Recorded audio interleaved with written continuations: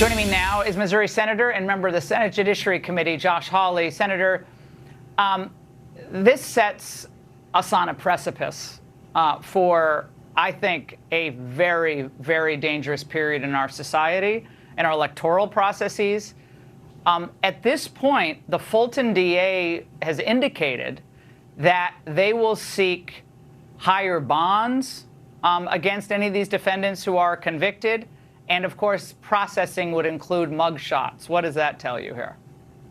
Well, what this tells me is that this is the latest effort to keep the ruling party in power, Laura. That's what this is about. This is indictment like what, number 200?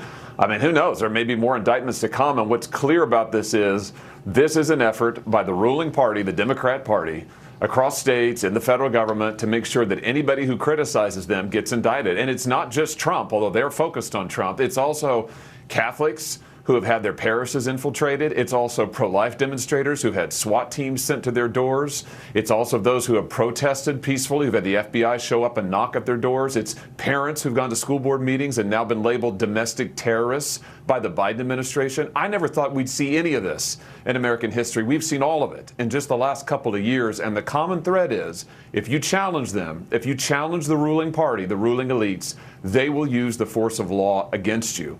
And yeah, this is crossing a Rubicon, Laura. We've got to beat this back. We've got to defeat this attempt to rig an election in real time, because that's what they're trying to do. They're trying to make sure there's only one outcome to the election in 2024, and it's the Democrat winning.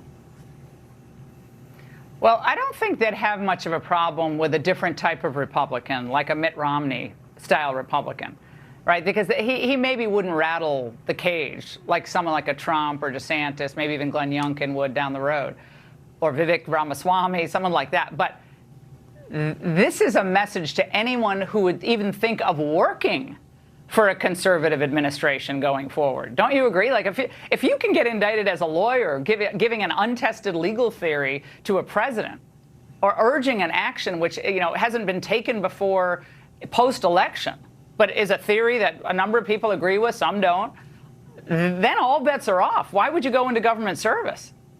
Absolutely. This is a message. They're trying to send a message loud and clear, and the message is, don't mess with us. And why are they going after Trump? Because he messed with them.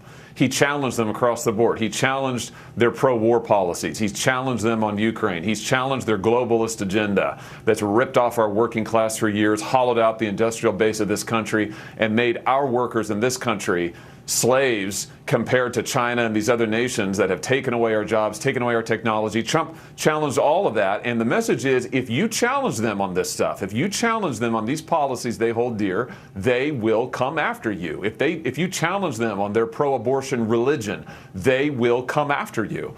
So I think the message is real clear. Don't challenge us. Don't go to work for anybody who will challenge us. Don't vote for Donald Trump or anybody like him, or we'll treat you as a domestic terrorist.